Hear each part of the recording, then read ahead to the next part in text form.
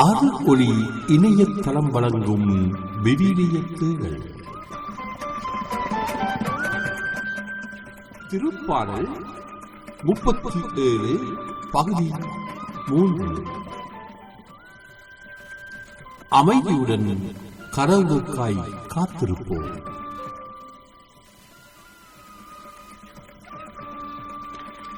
அருள் ஒளி இணையதளத்திற்காக தொகுத்து வழங்குபவர் உங்கள் அன்பிற்கினிய பேசாலை தாஸ்.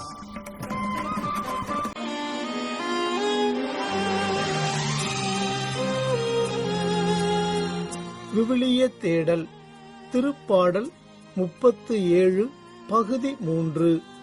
அமைதியுடன் காத்திருப்போம். கர்த்தருக்கு காத்திருப்போம், வெட்கப்பட்டு போவதில்லை, நிச்சயமாய் முடிவு உண்டு, நம்பிக்கை வீண் போகாது. கர்த்தருக்கு காத்திருப்போம், வெட்கப்பட்டு போவதில்லை, நிச்சயமாய் முடிவு உண்டு, நம்பிக்கை வீண் போகாது. காத்திருப்பேன் காத்திருப்பேன் அற்புதங்கள்.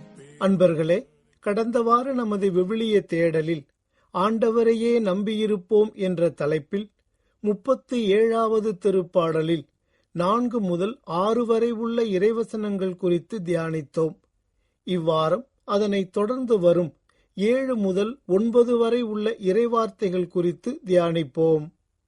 இப்போது இறை ஒளியில் அவ்வார்த்தைகளை வாசிக்க கேட்போம்.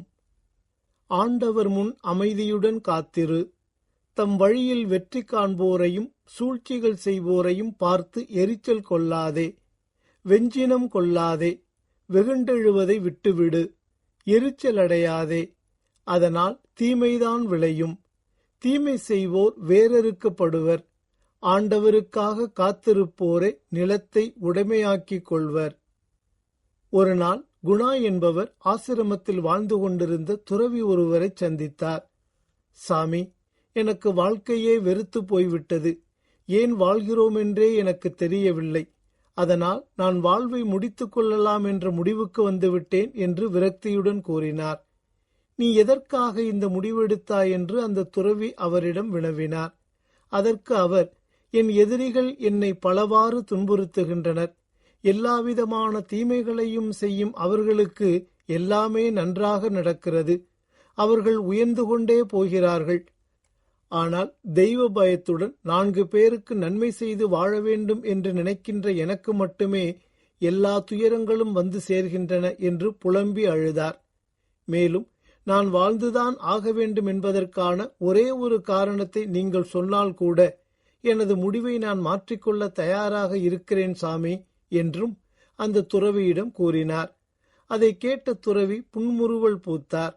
காட்டிற்குள் அற்புதமாக அமைந்திருக்கும் அவரது குடிலுக்கு அவரை அழைத்துச் சென்றார். அத்துறவியின் குடிசை மூங்கில் தோப்புக்குள் அமைந்திருந்தது. அத்தோப்பை காட்டி, இவை என்னவென்று உனக்கு தெரிகிறதா என்று கேட்டார். எல்லாம் மூங்கில் மரங்கள் சாமி என்றார் குணா. அதற்கு துறவி, இவற்றையெல்லாம் நான் தான் விதை போட்டு வளர்த்தேன் என்றார். அவர் கூறிய அனைத்தையும் குணா வியப்புடன் கேட்டுக்கொண்டிருந்தார். தொடர்ந்து பேசிய அந்த துறவி, இந்த நிலத்தை ஒரே நேரத்தில் கொத்தி விதைத்தளித்தேன், நன்றாக சூரிய ஒளி கிடைக்கும்படி செய்தேன், காலந்தவறாமல் உரமிட்டேன், களை எடுத்தேன், நீர் பாய்ச்சினேன். ஆனால் 1 வாரமாகியும் மூங்கில் விதைகள் முளைவிடவில்லை. அதற்காக நான் மனம் தளர்ந்து விடவில்லை. 2 வாரங்கள் ஆகின, மூங்கில் விதைகள் முளைவிட காணோம். அப்போதும் நான் மனம் தளர்ந்து விடவில்லை. 3 வாரங்கள் ஆயின, மூங்கில் விதைகளிலிருந்து ஓர் அசைவும் காணோம். அப்போதும் நான் தளர்ந்து விடவில்லை. 5, 6, 7 என்று வாரங்கள் ஓடிக்கொண்டே இருந்தன. மூங்கில் விதைகள் முளைப்பதாக இல்லை. இறுதியில் 8வது வாரம், அதாவது 60 நாட்களுக்கு பிறகு பூமியை பிளந்து கொண்டு மஞ்சள் நிறத்தில் சின்ன சின்ன தளிர்கள் வெளிவந்தன. அந்நேரத்தில் அவை மிகவும் சின்ன உருவங்கள்தான். ஆனால் வெறும் 6 மாதங்களில் 100 அடிக்கும் மேலாக பிரமிக்கத்தக்க வகையில் வளர்ந்துவிட்டன. ஒரு நாளைக்கு 1 மீட்டர் உயரம் என்று வேக வேகமாக வளர்ந்து இப்போது தோப்பாக நிற்கின்றன. அந்த விதைகள் ஏறத்தாழ 60 நாட்கள் முளைப்பதற்கான சூழலுக்காக மண்ணுக்குள்ளேயே போராடி கொண்டிருந்தன. நம் கண்ணுக்கு தெரியாமல் அவ்விதைகள் பூமிக்குள் வேர்பாய்ச்சி இருக்கின்றன. அந்த போராட்டத்திற்கான பரிசுதான் இந்த பிரம்மாண்ட வளர்ச்சி என்றார். மகனே, இறைவன் யார் மீதும் சுமக்க முடியாத பாரத்தை சுமத்தி விடுவதில்லை என்பதையும், அவரவர் செய்த தீமைக்கேற்ற தண்டனை நிச்சயம் கிடைக்கச் செய்வார் என்பதையும் நீ மறந்துவிடக்கூடாது. பொல்லாரை குறித்து நீ வருந்தி கவலைப்பட்டு கோபமடைந்து உனக்கு நீயே தீமைகளை வருவித்துக் கொள்ளாதே. நீ கடவுளை தேடுவதிலும் அமைதியான உள்ளத்துடன் வாழ்வதிலும் நன்மை செய்வதிலும் உறுதியாயிரு. உன்னுடைய இத்தனை நாள் போராட்டங்களும் துன்பங்களும் கவலைகளும் ஒரு விடுதலைக்கான போராட்டமாகவே காணப்பட வேண்டும். மூங்கில் விதைகளைப் போல உனது நம்பிக்கை வேர்களை பாய்ச்சுவதற்கான அவகாசம்தான் இந்நேரம் என்பதை நீ மறந்து விடாதே. வாழ்வை முடித்துக் கொள்ள வேண்டும் என்ற உனது முடிவிலிருந்து உன்னை மாற்றிக்கொள்ள ஒரு காரணத்தை கூறச் சொன்னாய். நான் கூறிவிட்டேன் என்றார். துறவியின் படிப்பினைகளை கேட்டு ஆறுதலடைந்த குணா தனது தவறான முடிவை மாற்றிக்கொண்டார். மேலும் வாழ்க்கையில் பொறுமையுடன் காத்திருப்பது எவ்வளவு முக்கியமானது, உயர்ந்தது என்பதையும் அவர் உணர்ந்து கொண்டு சென்றார். அன்பர்களே, நாம் தியானிக்கும் இறைவார்த்தைகளுக்கு இந்த கதை கணக்கச்சிதமாக பொருந்தி நிற்கின்றது. இவ்வார்த்தைகளில் தீமை விளைவிக்கும் எரிச்சல், வெஞ்சினம், வெகுண்டெழுதல் ஆகிய 3 தீமையான குணங்களையும் அகற்றிவிட்டு நன்மையை விளைவிக்கும் காத்திருத்தல், நிதானம், அமைதி ஆகிய 3 முத்தான குணங்களை அணிந்து கொள்ள அழைப்பு விடுக்கின்றார் தாவீது அரசர்.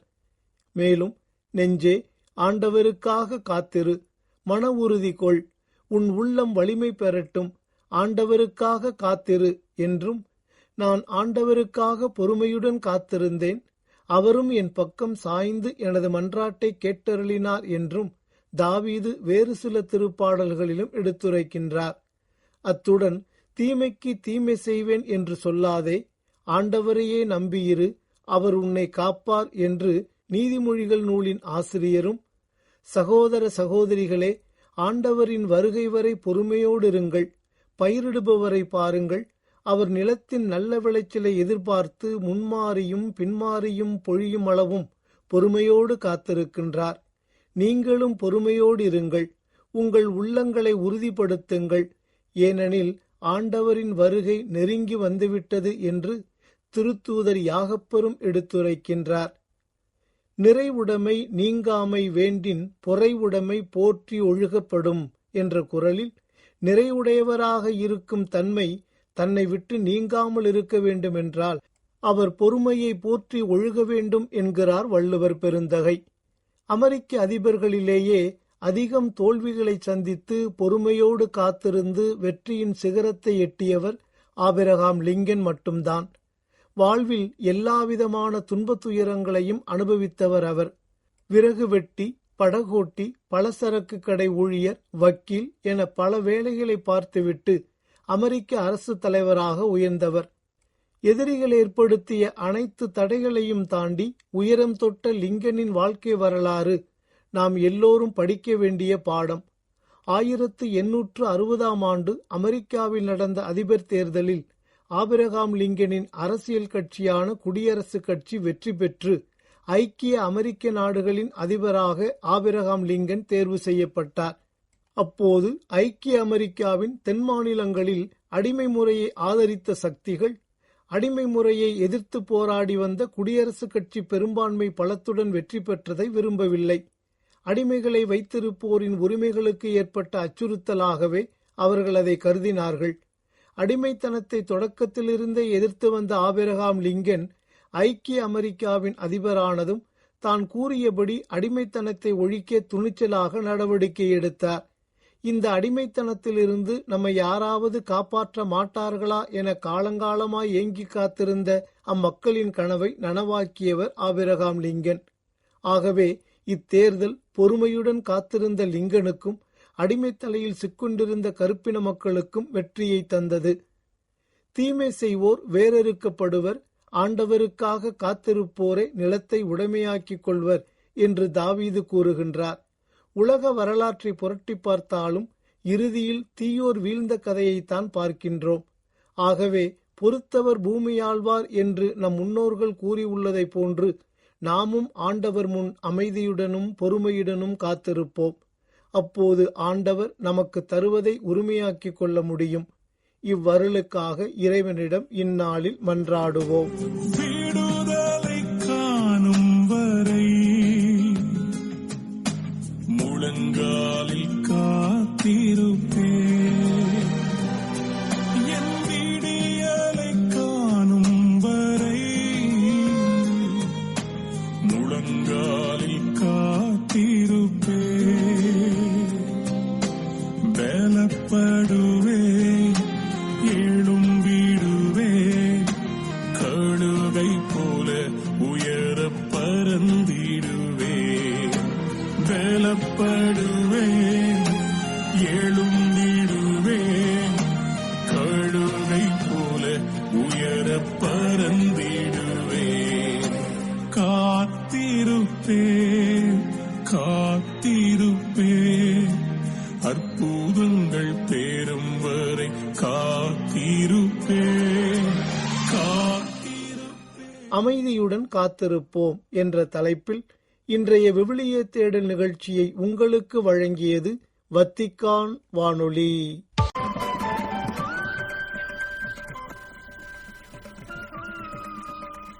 இதுவரையும் நீங்கள் கேட்டது அருள் ஒளி வழங்கும் விவிலிய தேடல்.